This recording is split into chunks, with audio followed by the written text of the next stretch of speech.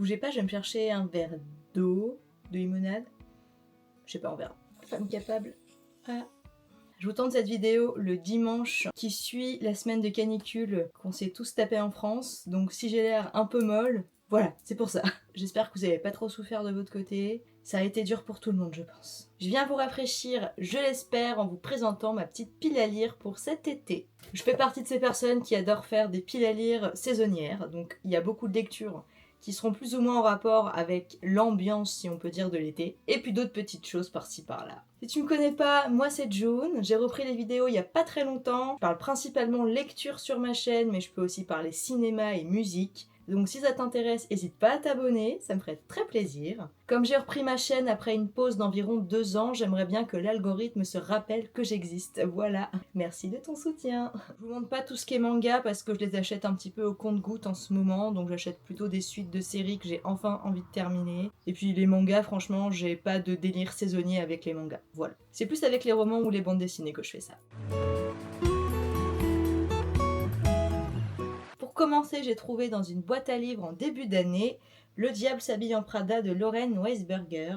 Je suis une grande fan du film, qui pour moi est un classique du cinéma, mais j'ai absolument jamais lu le bouquin. Je me suis dit que ce serait l'occasion, pas forcément un genre d'histoire qui m'attirerait sur papier, mais comme j'ai trouvé gratuitement, écoutez, je me suis dit pourquoi pas, je pourrais être surprise, peut-être que ça me plaira aussi en lecture. Je vous raconte pas l'histoire parce qu'avec le film, bon, je pense qu'on sait tous à peu près de quoi ça parle. Le 2 était sur le point de sortir au moment où je l'ai trouvé, donc ça tombait bien. Je l'ai toujours pas vu d'ailleurs, j'ai un peu de retard. Ensuite, j'ai envie de découvrir Sous une pluie d'étoiles de Laura Wood. J'avais lu son premier il y a quelques années qui était Sous un ciel d'argent, je crois. Et j'avais bien aimé, je sais plus si c'était un coup de cœur, un tout petit coup de cœur peut-être. Donc j'étais curieuse de découvrir une fois encore. C'est pas vraiment une suite, mais j'ai l'impression que c'est un peu dans la même vibe. Grise Angleterre des années 30, rêve d'aventure, père et mère qui souhaitent par-dessus tout marier leur fille, mais elle a envie de se rebeller. Elle va passer son été en Italie avec un de ses oncles qui est bohème. Elle va rencontrer un jeune artiste. Ils vont parier de pas tomber amoureux l'un de l'autre. Rebondissement, trouble inquiétant. Le fait que ça se passe en Angleterre et dans les années 30, c'est ce qui joue beaucoup. Et puis, j'ai envie de me laisser réentraîner par sa plume. Voilà. Oh, il y a des mouches là. La musique du hasard de Paul Auster, qui est un auteur que je ne connais absolument pas. J'ai eu envie de le découvrir grâce à une vidéo de Misère pourpre. Je ne sais pas si vous connaissez la chaîne, mais si jamais, je vous la recommande vivement. J'aime beaucoup ses conseils lecture, la manière dont elle est présente et la variété aussi de ce qu'elle lit. Enfin bref, j'adore cette chaîne. Je l'ai trouvée dans une librairie qui ne vendait que des livres d'occasion à Orléans, donc je me suis dit, allez. Séparé de sa femme et de sa petite fille, Nash se retrouve libre et riche de 200 000 $. Il choisit l'espace américain des road movies, immense et vide. Jusqu'au jour où la musique du hasard lui suggère une autre aventure. Tout misé sur une seule carte. À une liberté vertigineuse va alors succéder la plus absurde des contraintes. C'est encore de personnages fascinés par leur propre anéantissement que nous entretient l'auteur dans ce roman où l'on retrouve son goût d'une écriture rigoureuse, clinique et son univers à la fois prosaïque et mystérieusement irréel, décalé. Je suis hyper curieuse de découvrir cette plume qui m'a tant été vantée, ma foi. Si vous avez déjà lu cet auteur, n'hésitez pas à me dire en commentaire et à me conseiller certains de ses ouvrages parce que je pense que je vais aimer et ça pourrait vraiment m'intéresser. Vivante de Marie-Aude Mériguet, que j'ai trouvé, c'est marqué sur la couverture, pour 2 livres poche achetés, j'avais un livre offert et j'ai choisi celui-là. Il avait une ambiance estivale, donc ça me donnait envie. En plus, il y avait une histoire d'amitié qui s'en dégageait, qui avait l'air assez touchante. J'ai lu les premières pages et le style m'a plutôt donné envie de poursuivre. Oui, parce que moi, c'est comme ça que je sais si j'ai envie de lire un bouquin ou pas. Je sais pas si vous faites ça. Quand j'attrape un bouquin en librairie, souvent, je regarde le résumé, bien sûr. Et si ça m'intéresse, je regarde les premières pages et je lis les premiers paragraphes en me disant est-ce que j'ai envie de poursuivre ma lecture là comme ça ou est-ce que ça m'ennuie? On va suivre Nicolette durant un été des années 60 qui va être envoyée dans une riche famille franco-italienne pour s'occuper de leur gamin. Elle a envie de voyager, de découvrir le monde, donc c'est une super occasion pour elle. Le début d'une nouvelle aventure, et là-bas elle va rencontrer une jeune fille qui s'appelle Faustine, qui est très solaire et très mystérieuse, et très vite elles deviennent BFF. mais Nicolette, elle a quand même l'impression qu'il y a une espèce de secret insondable dans les yeux de Faustine. Elle est intriguée un petit peu par ce regard qu'elle trouve un brin mélancolique. Et c'est un petit peu ce côté-là qui m'a donné envie, en plus du décor de l'Italie et de l'ambiance estivale. J'ai 2 romans issus de la littérature asiatique à vous présenter, 2 auteurs japonais, c'est ça. On commence avec Le rêve de Ryosuke de Durien Sukegawa. J'avais lu il y a quelques années Les délices de Tokyo et j'avais tellement aimé ce qui se dégageait de cette histoire, de ce personnage. C'était trop beau. J'ai trop aimé, et du coup, j'avais envie d'en lire un autre de lui. On suit un jeune ado qui manque de confiance en lui, qui a du mal à se remettre de la mort de son père. Il a envie de marcher sur les traces de ce dernier, et va donc partir sur l'île dans laquelle il a vécu ces dernières années. Il décide même de s'y installer pour élever des chèvres et confectionner du fromage. Mais ça va pas être si facile de s'installer, il va y avoir des conflits avec les habitants de l'île a priori. Jusqu'où sommes-nous prêts à aller pour réaliser nos désirs? C'est la dernière phrase du résumé. Je sens que je vais encore passer un petit moment, pas forcément bonbon dans ce qui va se passer dans l'histoire, mais qui a un côté tellement apaisant dans l'écriture, dans les décors, enfin je sais pas, il a une écriture qui me détend, perso. Je sais pas, voilà.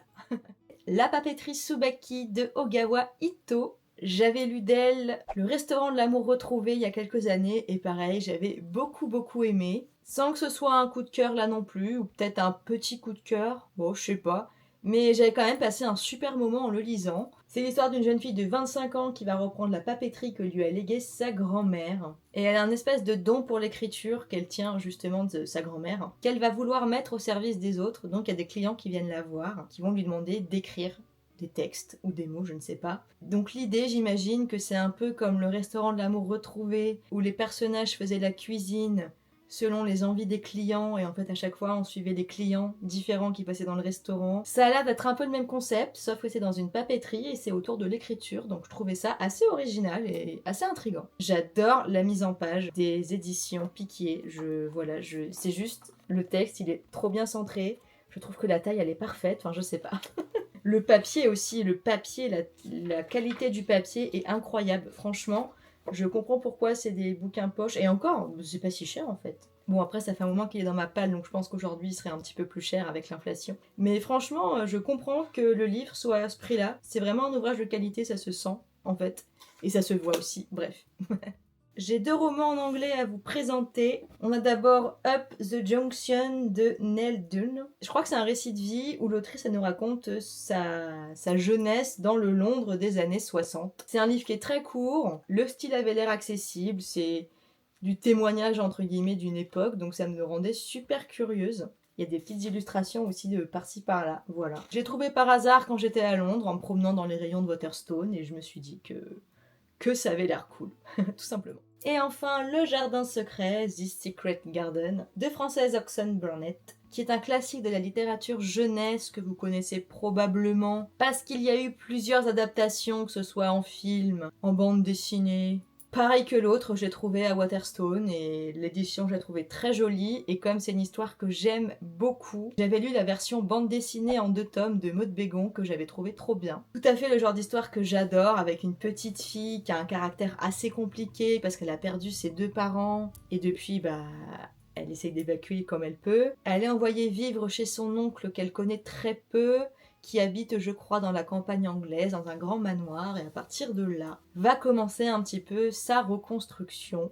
Elle va notamment découvrir que dans une aile un peu mystérieuse au fond du jardin de la maison, il y a un petit garçon qui y habite. Et du coup va naître entre eux un petit peu une amitié. Il y a une espèce de rapport à l'imaginaire infantile aussi qui est assez touchant dans cette histoire. C'est un peu dans une vibe à la princesse Sarah, Anne de Green Gables, La petite maison dans la prairie, un peu tous ces récits où qu'on nous parle d'enfants et où à la fois c'est très beau, très émouvant, mais ça peut être aussi un peu difficile. J'ai trop hâte de le découvrir. Il me reste 5 livres à vous présenter qui sont plutôt des romans ados ou young adultes. J'ai très envie de découvrir Annie au milieu d'Émilie Chazeran. C'est une autrice que j'ai découvert l'année dernière avec son dernier roman qui s'appelait Hyper. On va suivre une jeune fille de 17 ans qui s'appelle Annie et qui est perçue comme étant différente par rapport aux autres. C'est une personne très fantaisiste et pleine d'imagination qui vaut une passion pour les majorettes. Elle espérait d'ailleurs faire partie du spectacle de majorettes pour la fête du printemps de son école, mais malheureusement son coach va lui dire qu'elle est pas au niveau, donc elle va être un peu déprimée. Mais elle n'a pas envie de renoncer à ses convictions, elle est déterminée. Une grand-mère loufoque, des parents stressés, un frère et une sœur en proie aux affres de l'adolescence, voilà de quoi monter une troupe certes nulle, mais flamboyante. Un événement qui pourrait même permettre de réparer cette famille si parfaite en apparence et pourtant si fragile. J'ai très envie de découvrir cette histoire parce qu'elle arrive à décrire des personnages qui sont un petit peu cabossés, mais c'est ça qui les rend beaux en fait. En plus, c'est de la littérature qui est destinée à des ados, donc je pense qu'à cet âge-là où on est en pleine construction, ça peut faire un bien fou. Même si elle parle de sujets qui sont pas toujours faciles, elle a une plume très, je dirais pas cynique, même s'il peut y avoir des personnages qui sont cyniques, mais elle distille pas mal de comédie par-ci par-là. Donc c'est vraiment un mélange entre feel good et drame que j'adore. J'ai également le tome 1 en anglais de Cathy et un Jean, donc The Sisterhood of the Traveling Pants, de Anne Brachers, qui traîne dans ma palle depuis un beau moment déjà. Je ne sais plus où je l'ai trouvé, je crois que je l'ai aussi trouvé en boîte à livres. J'aime bien le film, j'aime bien tout ce qui est récits d'adolescentes qui vont nous raconter leurs histoires, voilà. C'est un peu léger, c'est un peu dépaysant, et en même temps parfois, bah voilà, elles ont des différends forcément. Pareil, je vous présente pas parce que c'est une histoire qui est assez populaire, donc je pense que vous savez à peu près de quoi ça parle. Mais sinon, je vous recommande le film qui est sorti début des années 2000, voilà, qui était très chouette. Le tome 2 de Moana de Sylvain Edgar. J'ai lu le tome 1 il y a un long moment déjà, franchement. Ça fait peut-être pas 5 ans, mais pas loin. Et pour vous dire, j'ai acheté le tome 2 en 2022 au Salon du Livre de Montreuil. Donc voilà, ça va faire 4 ans qu'il est dans ma palle. Oupsie. C'était pas non plus un coup de cœur, j'avoue. Mais j'avais quand même bien aimé l'ambiance, le décor. J'ai plus grande mémoire des personnages, mais je sais que dans l'intrigue, il y avait un côté un peu mystérieux qui avait réussi à me happer. Je crois qu'il y avait une histoire un petit peu, pas futuriste, mais un peu futur proche, où il y a peut-être des problèmes climatiques. Et en fait, elle essayait de sauver son île, voilà, de préserver les histoires de ses ancêtres, de sauvegarder sa culture. Donc ça parlait beaucoup de ça, de transmission, d'héritage, mais aussi d'avenir, et il y avait un côté un petit peu mystère et aventure. C'est un résumé très grossier. Mais du coup, j'ai envie de découvrir la suite, même si je me rappelle plus trop du premier. Écoutez, je me replongerai dedans comme ça, et puis on verra bien ce que ça donne. Aristote et Dante plongent dans les eaux du monde. Ça, c'est le dernier que j'ai acheté. Je l'ai acheté avant-hier, pour vous dire au moment où je tourne la vidéo. C'est la suite du roman Aristote et Dante découvrent les secrets de l'univers de Benjamin Alire Sáenz. Désolée si j'ai mal prononcé son nom. J'avais trop aimé Aristote et Dante, le premier tome, c'était trop chouette. C'était deux jeunes garçons qui, voilà, qui se cherchent un peu en tant qu'adolescents. Ils avaient, je crois, 16 ans environ, et on avait d'un côté, je crois que c'est Aristote, qui est issu de l'immigration mexicaine, qui avait une vie un petit peu, voilà, de banlieusard, et qui avait des problèmes un peu de gestion de sa colère, qui pouvait se mettre dans des colères un petit peu violentes, enfin bref. Qui allait rencontrer Dante, qui lui, tout l'inverse, est un garçon plutôt calme, plutôt posé. Je crois qu'il était un petit peu artiste sur les bords, ou alors il aimait la littérature, je crois que c'était la littérature. Et tous les deux, ils vont se rencontrer, ils vont réussir, malgré leurs différences, à devenir amis, voire plus si affinité, of course. Je vous en dis pas trop si vous voulez découvrir le tome 1. Mais voilà, j'avais trop aimé. Il y avait de belles réflexions dans cette histoire sur l'adolescence et plein de sujets en fait. Donc j'ai très envie de découvrir la suite, forcément. Nous les menteurs de E. Lockhart. C'est un roman qui a fait pas mal parler de lui dans le monde de la littérature ado, qui existe maintenant depuis quelques années, et cette année je crois, ou l'année dernière, bref, il y a une adaptation en série sur Netflix que je n'ai pas encore regardée puisque j'ai envie de lire le roman d'abord. Faut savoir que ça fait plusieurs années que je veux l'acheter, mais comme c'était publié dans la collection Pôle Fiction de... Je sais plus, ça y est, je sais même plus c'est quel éditeur, Pôle Fiction. J'ai un trou. Il fait trop chaud, j'arrive plus à réfléchir. Gallimard ? Non. Je crois que je n'ai jamais acheté un livre pour sa couverture. Par contre, j'ai déjà plusieurs fois refusé d'acheter un livre parce qu'il avait le dos jaune de cette collection. Franchement, dans la bibliothèque, quand ils sont tous alignés, je suis désolée. C'est pas possible. Donc là, depuis qu'ils ont refait, mais regardez, c'est un chef-d'œuvre, c'est de la magnificence à l'état pur. Je revis, je suis trop contente, je vais pouvoir rattraper tous les bouquins que je veux de chez eux depuis plusieurs années. Merci d'avoir changé les dos jaunes, c'est la meilleure décision que vous avez pu prendre, voilà. On est dans une histoire pour adolescents avec un mystère typique, c'est je crois que des gosses de riches qui sont populaires et blablabla. Ils partent en vacances dans un groupe d'amis et bien sûr il se passe un truc dramatique, je crois qu'il y a une personne qui meurt. Je sais pas si c'est un meurtre parce que c'est pas précisé en fait. Mais en tout cas, on nous parle de drame familial avec beaucoup de suspense et donc on ne sort pas indemne. Et comme le titre l'indique, évidemment, dans cette bande d'adolescents, il va y avoir probablement un ou plusieurs menteurs, et j'ai trop envie de savoir. Ça me rend curieuse. Ah, mais j'ai oublié de vous montrer mes grands formats. On a d'un côté La petite maison dans la prairie de Lorraine Gals. Ce n'est plus à présenter, d'autant plus que ça va ressortir sur Netflix en série.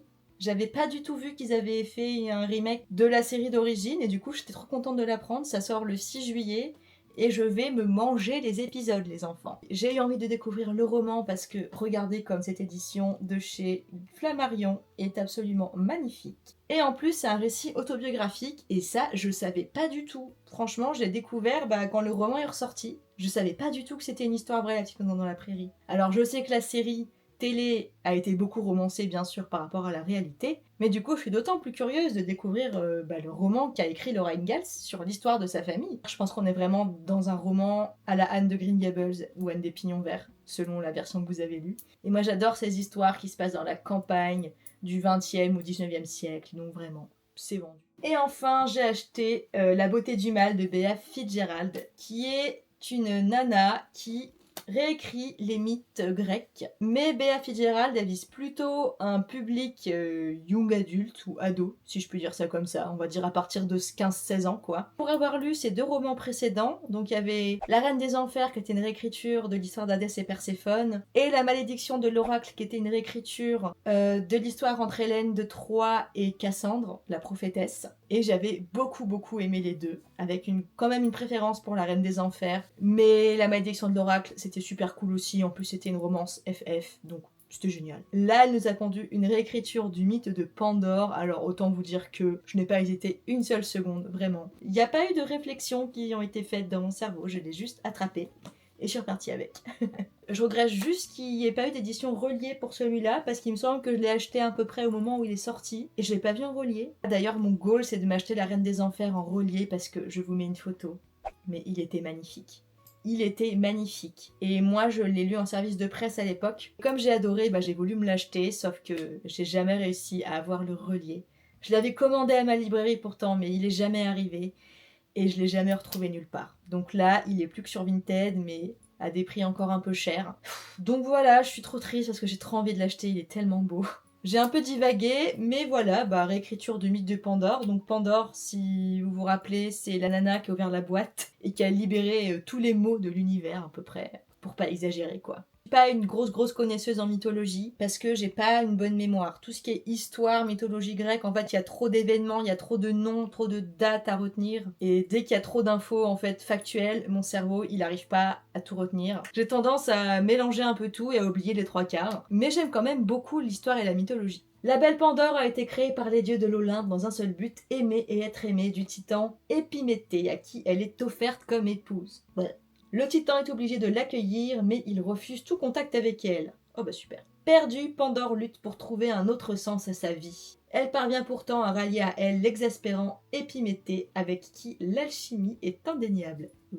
Son destin pourrait-il être différent ? Et si le destin des dieux était bien plus terrible ? J'espère que je vais accrocher à la romance. Comme j'avais adoré La Reine des Enfers qui m'avait vachement surpris, j'ai envie de penser que je vais aimer aussi Pandore. Je vous ai pas montré, mais il y a quand même un petit jaspage, voilà. Je me souvenais même plus, je viens juste de le voir.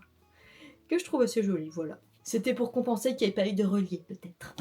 Sachant que Bea Fitzgerald, dans tous ses romans pour l'instant, elle écrit des personnages féminins qui veulent soit sortir de leurs conditions, soit faire valoir leurs droits, qui ont souvent un caractère, genre un vrai caractère, genre elles sont pas parfaites, elles peuvent être égoïstes ou je ne sais quoi. J'adore comment elle écrit les personnages féminins. Et dans la réécriture de la mythologie grecque, je trouve ça particulièrement exaltant d'avoir ce type de personnage. C'était ma palle pour l'été. Qu'est-ce que vous lisez en ce moment, vous, sinon ? Moi, j'ai commencé Le Pont des Tempêtes de Daniel L. Jensen. Ah, mon marque-page ! Je venais de terminer Un jour de nuit tombée de Samantha Shannon et j'avais très envie de relire un petit peu de la fantasy, mais je cherchais de la bonne fantasy avec des personnages féminins qui sont cool. Et c'est Batmanon prend son bouquin sur Instagram qui disait qu'elle adorait cette saga. Et comme j'ai déjà lu pas mal de romans qu'elle a conseillés et que j'ai aussi beaucoup aimé, je me suis dit que j'allais l'écouter. Voilà. Est-ce que vous aussi, vous avez une pile à lire pour l'été ? Voilà. Dites-moi si dans la mienne, déjà, il y a des choses que vous avez lues et que vous me recommandez de lire en particulier. Comme ça, je pourrais mettre des priorités dans ce que je lis. Merci de m'avoir écouté. N'hésitez pas à liker la vidéo si elle vous a plu. Même si c'est des bouquins que j'ai pas encore lus, j'espère que je t'ai quand même donné des petites idées. Ou tout au moins de l'inspiration pour ta propre pile à lire, peut-être. Je te fais de gros bisous. J'espère que tu vas survivre à la chaleur parce que la canicule, je pense, n'est pas encore terminée. On se serre les coudes. Et puis écoutez, je vous retrouve très bientôt, j'espère, pour une nouvelle vidéo. Ciao!